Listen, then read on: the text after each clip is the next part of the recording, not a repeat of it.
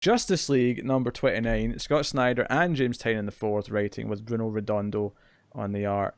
I have mixed emotions on this issue, because a lot of this issue is Jarro single-handedly fighting the Legion of Doom as Robin with his own little batarang, and he's grappling around, and it's delightful. And then there's pages with all this backstory narration, much of which we already know, that just fills the page with boxes that I thought was a chore to read through. So I think the issue has problems from a construction point of view, but there's a lot of delightful beats in here that I do really like.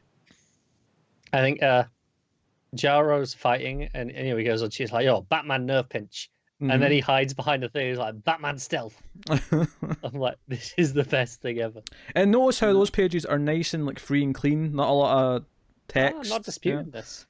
I do feel like this was the issue, the jump on issue, because it kind of recapped everything that led to this point. And do you know what it is? I actually like the opening narration that would just explain the backstory of where Starro comes from. I actually quite like that as a little history lesson. That's all new, because I'm looking it up right now. And this whole, I thought it was the Zero World, but then later they called it the O World.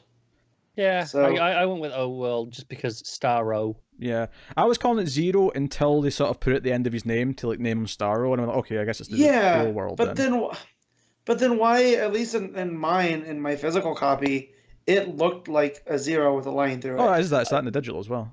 Yeah, no, but okay. I think the slash through is actually a way of representing the letter versus the number. No, that's the number. No, that's how you distinguish the number. Yeah. Am I the wrong way around? Yeah. So that's why I looked at that and I was like, okay. But I like that whole idea of he comes from the super harsh world on the edge of the universe where things shouldn't exist the way they do. Yeah. And that's what makes kind of Starro one of a kind. Yeah, and the Starro world was, or the old world, whatever you call it, was like all these planets are supposed to die young. They're not supposed to survive, but his one is the one where the life forms actually advanced enough to become, Starro. Did like how it played with the whole Rebels, Starro the Conqueror, or the Star Conqueror, and all of that. But no, it was really cool to see the history of Starro played out in that way, and then how that pays off at the end with Jarro. But yeah, we see him fight the Legion of Doom, and Luthor brings up this dream that Starro had, and then that's where I don't want to say it lost me, but that's where I was like, oh well, maybe this is how this whole Justice Doom War kicks off, is with the death of Jarro, because it's it's not comics unless you kill a Robin. Of course, right? Yeah. So that's where I thought it was going, but then we get to this turn.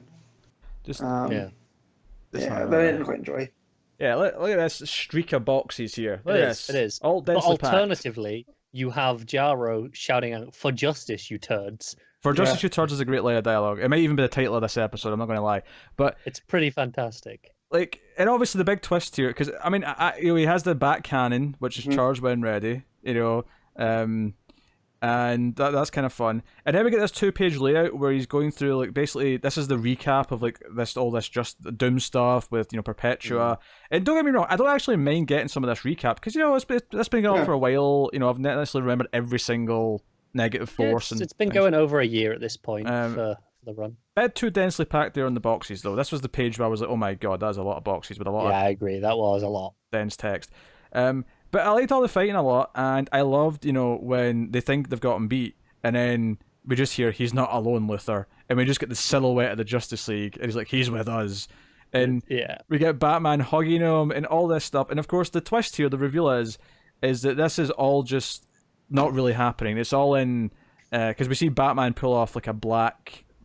Starro, and Starro's become not full size, but he's much bigger now, and he's got all the Justice League with stars in their faces, and he's basically trying to convince them this is the plan, that they have to do this way. Yeah, because he's had a vision of them losing. Yes. Yep. And he's actually in his weird twisted way thinks he's doing the right thing here.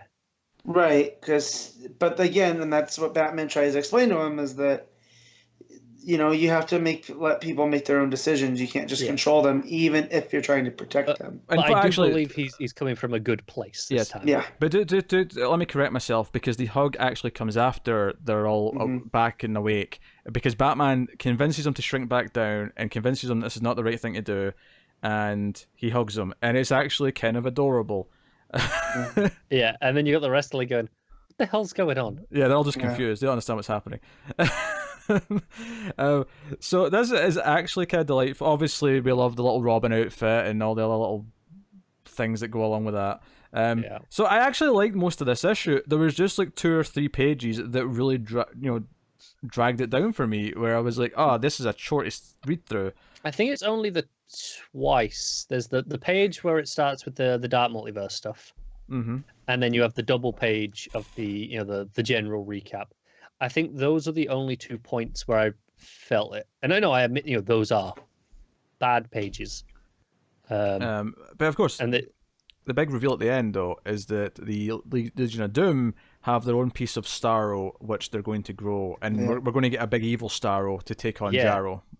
But they're still connected. So when Jarro just took over all of the League and was inside all their heads, it's fed the data back to this bit of Starro. Yeah, so So they've got all of their battle plans. yeah, which that's really cool. which I like about this too, because if you know if you know anything about marine biology, you'll know that if you cut off one of the arms of a starfish, and as long as it has that center piece of it, it'll regrow a whole new starfish. So the fact here that they're playing into that, I thought was pretty cool. No. So yeah, I mostly like this issue. I just have some complaints. Yeah, it was all a dream thing. I'm just See, I didn't mind it all being a dream because it was so ridiculous with what he was doing. no, that's fine, but just I don't know. It's just a trope I'm tired of. Not that it was used. I was actually kind of relieved, because it was kind of ridiculous just how he was legitimately fighting seemingly the entire Legion of Doom and holding his own. I'm like, yeah, this doesn't feel right. Yeah, I don't mind that. I've read weirder things in Snyder's Justice League. Well, sure, no, I can't argue with that. So him, having a go at Luthor's fashion sense. It's like, you deserve to die just for bringing back that, the turtleneck and sleeveless thing. that makes no sense. For Justice, you turds. Matt, what are you giving Justice League? I'm gonna give it an 8. Carter? I'm giving it an 8.5 with the acknowledgement that this would have been like a 9 easily without those 2 pages dragging it down. I'm going to go with a straight 8, and I will echo the idea of this maybe being higher if it wasn't for those few pages that really dampened the pacing, and it really dragged to a halt on those occasions. It definitely did, and it's such a shame because everything else is on top form in this issue, I think. Yeah. This is the sort of silliness that I love this run playing into, is the Jarro stuff. That's so endearing, and the fact that Batman's actually bonding with him and actually talking him down is just perfect. So yeah, and actually teaching Jarro to be better. It wasn't just okay, well, he's a villain again now.